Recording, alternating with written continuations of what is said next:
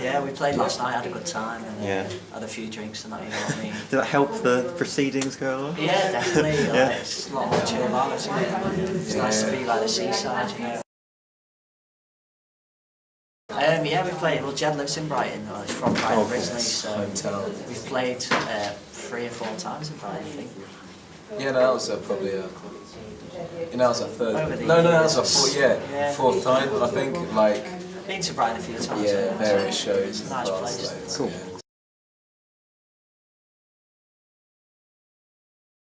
A lot of our mates are trying to get tickets for them as well. Yeah. Yeah, it's impossible, isn't it? It's amazing, man. You know, it's quite a big venue. It's small for the Cribs, you know what I mean? It was intimate for them, you know. Yeah. It was quite like a bit more of a big deal for us, wasn't it? It's really cool, but it was a good show. It's like awesome, and being with the Cribs was really Yeah, just sweet. chilling there backstage, you know, having bellies and that. I mean, we saw like I remember seeing the Cribs in Brighton like about 10 years ago, and I must have been like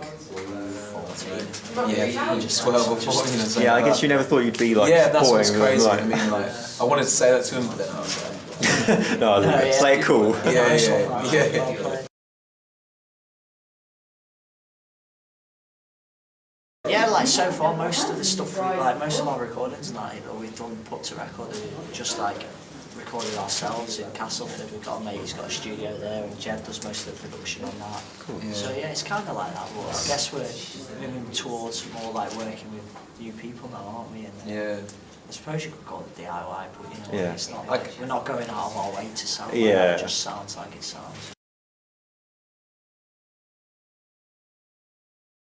Crazy, man, you know, I've never been to America before, like, so just getting to go there and like, see what it's like was good, and then obviously playing gigs and everyone just giving free booze and food, and you know, it was just like a big party for a week, wasn't it? Yeah, it was just like, exciting. It's like, you've been, you know, like Glastonbury or something like that. Yeah. It's like that bit in like a street.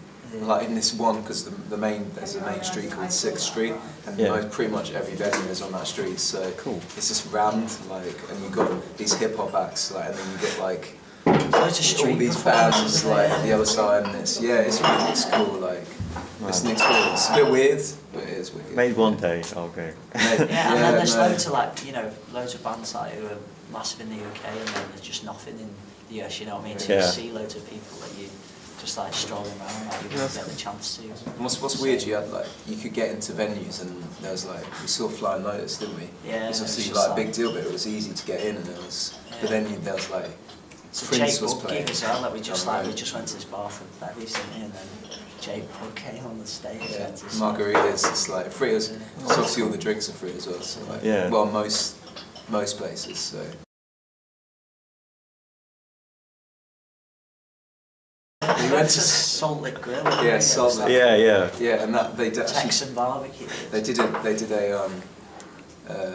actually did an episode with that place, I think. They featured it somewhere, so yeah, we had to try it. Did you come out walking or? Yeah, it was alright. Like it wasn't. I think it's a bit overhyped, that one. It's not like a good full English or anything. It was like a glorified. It's like a glorified Nando's. Yeah. It wasn't like that. But I don't think you'll get their endorsement or anything after that. No, not at all. But yeah, it was nice to try it out.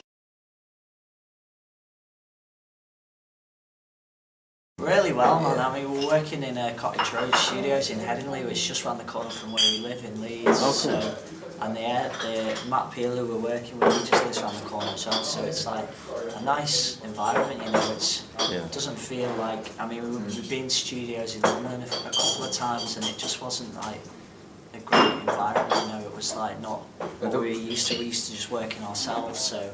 It was nice to have an input from someone who had like a bit more of an idea of what we wanted to do, rather than it just sounding like sonically good. You know what I mean? It had to have like he's like making it sound like that's like a band, which like I guess we always do because it's us playing on a record. But it sounds more live and there's more like energy in it. Like he's kind of just working.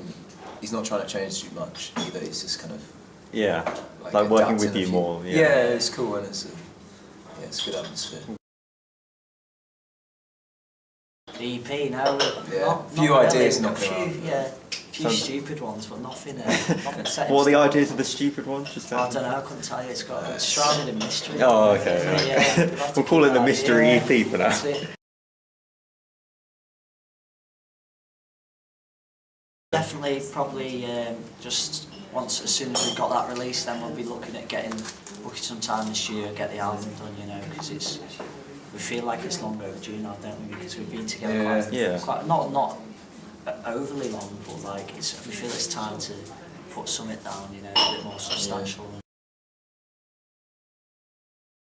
Yeah, I think we've got enough loads, like, but it's just making sure it's the right stuff for an album rather than just joining everything you've got and then slapping it. Yeah, it's got to sound like an album, because like there's some tracks which are a bit older that we maybe wouldn't consider now. Yeah. We should like still obviously we play them live and they're like some of our favourite tracks, but if they're not going to work, it's like together, yeah, I don't know. So we'll see.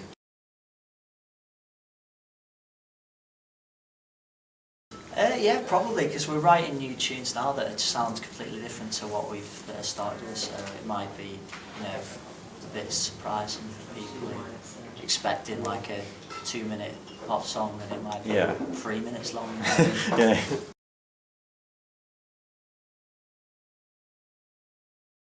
European shows always really good. I mean, because when you're in England, everyone's a bit kind of. I mean, people get into it, but everyone's kind of. It's a bit tougher, you know. Yeah, we did a show in Hamburg where it was like, you know. It was wild. Yeah. We played played for Kitsune in Paris, and that was like really good as well. So we like got a really good reception, and the guy from that was weird because Daft Punk released their stuff like a few months later, and the guy from Daft Punk was there. So that like cool. You get moments like that where you like. I don't think it was there to see us. It's probably just hanging about. But I mean, it's like. When people start, you know, taking you out for drinks after the gig, like giving you free bevies, and I think it just started from that, like they're giving us free stuff, like we must be on to something, you know. Yeah. That's a good indicator of anything. Even if it's just like cheap shots or something.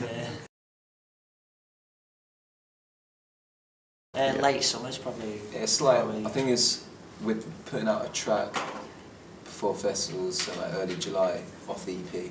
Yeah. And then the EP is going to be early September. Okay. I think. You just got to get the vinyl sorted for that, and that's going to take ages. Yeah, so it always takes a while. That's it, man.